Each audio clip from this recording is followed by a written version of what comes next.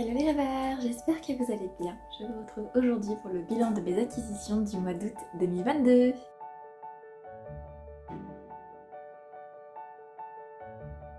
Bon alors, j'avoue j'ai failli oublier de faire cette vidéo parce que cette pause estivale était tellement agréable que voilà, et surtout j'ai réalisé que je me suis même demandé en fait si j'avais vraiment acheté des bouquins et assez de bouquins pour vous en présenter pour ce book haul.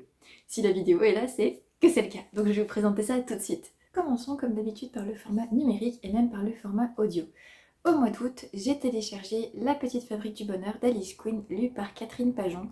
Et j'aurais pas mal de choses à vous dire là-dessus parce que j'ai eu un petit peu de mal par rapport à la narration, mais je vous en parle un petit peu plus dans le bilan lecture la semaine prochaine. En termes de lecture numérique, j'ai fait deux emprunts, un achat et un emprunt sur ma liseuse, sur ma Kindle, tout simplement parce qu'en fait j'ai considéré que ma pile à lire était déjà bien assez énorme, surtout en numérique, donc j'ai pas eu besoin, pas eu envie d'aller sur Amazon pour la remplir encore plus.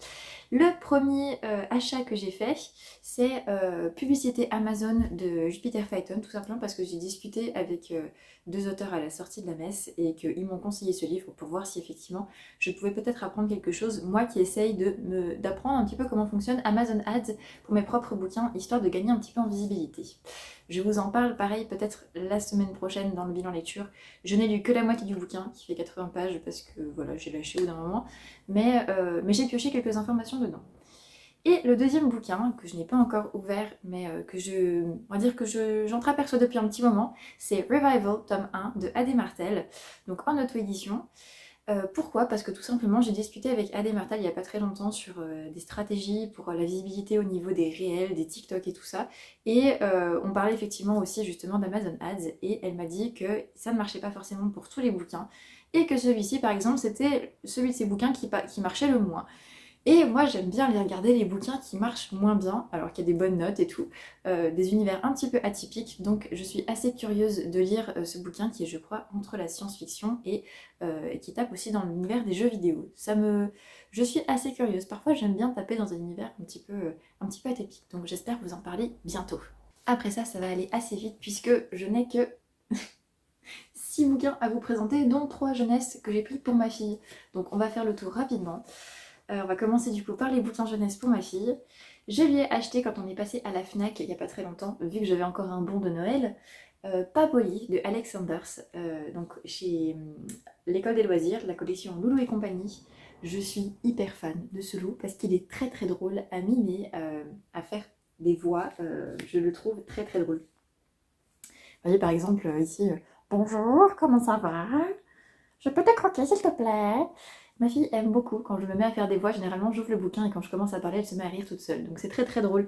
Si vous aimez ce genre de bouquin où vous pouvez vraiment interagir et faire jouer les personnages, il faut lire cela. Puis en plus ils sont assez fun pour parler de balade de politesse, de ne pas faire trop de bruit, d'avoir de l'appétit à table, c'est toutes ces choses-là. Il y a beaucoup beaucoup de choses qu'on peut faire avec ce loup-là. Et les dessins sont assez faciles, un peu grossiers mais c'est très fun avec les enfants. Donc vraiment je le recommande à 200%. Aussi, j'ai pris deux valeurs sûres. Pareil, toujours l'école des loisirs. Je suis très fan de l'école des loisirs. J'aime pas tout, mais j'aime vraiment beaucoup la plupart de ceux qu'ils ont fait. Par exemple, voilà, j'ai acheté Grosse colère de Mireille Dalancé, qui parle en fait effectivement, le gros bonhomme rouge, c'est la colère du petit garçon. Donc je trouve ça assez sympa en fait de pouvoir matérialiser la colère et de pouvoir en parler aux enfants. L'histoire est assez courte et voilà, mon mari est moyen convaincu. Moi je l'aime quand même bien parce qu'elle donne une piste pour parler de ça avec les enfants.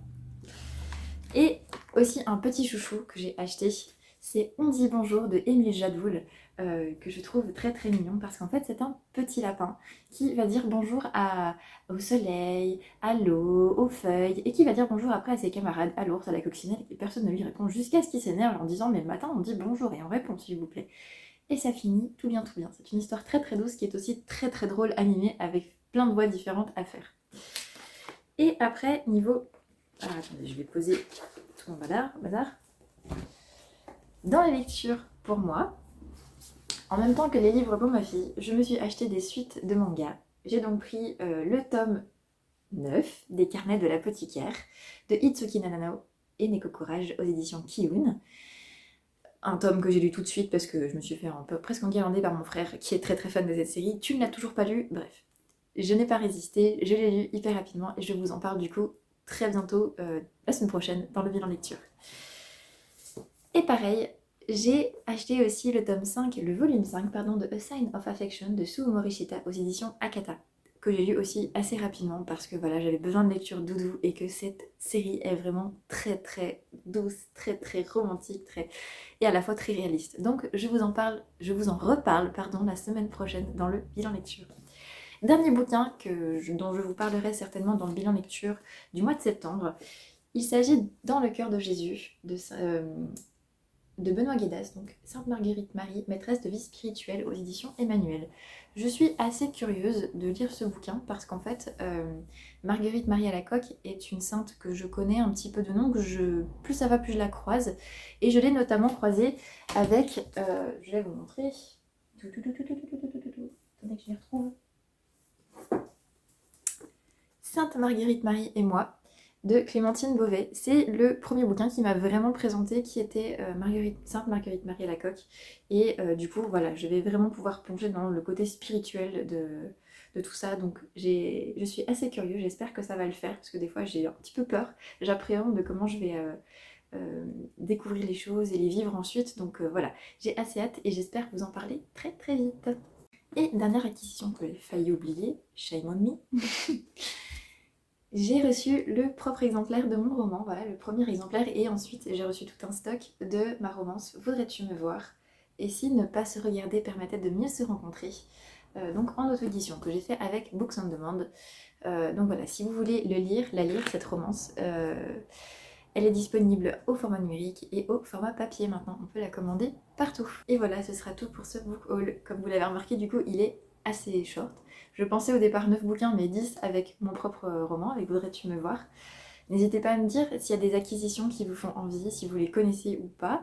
N'hésitez pas à me dire aussi quelles ont été vos acquisitions pendant le mois d'août. Est-ce que votre pile à lire a été en vacances ou pas, comme la mienne? Je vous retrouve la semaine prochaine pour le bilan lecture. Et je ne sais pas déjà si je continuerai de faire une vidéo par semaine comme je l'ai fait avant le mois de juillet, parce que c'était quand même très chronophage et surtout beaucoup d'énergie investie dedans. J'ai redécouvert le plaisir de pouvoir écrire et de ne pas me préoccuper effectivement de quel sujet je traiterai dans la semaine en vidéo. Donc voilà, il est possible que je reste effectivement avec l'ancien rythme de 2 vidéos par mois, ce qui est plutôt pas mal. Et puis en tout cas, merci à tous ceux qui sont là. Et je vous souhaite d'excellents rêves, qu'ils soient en mots ou non. Et gros poutous!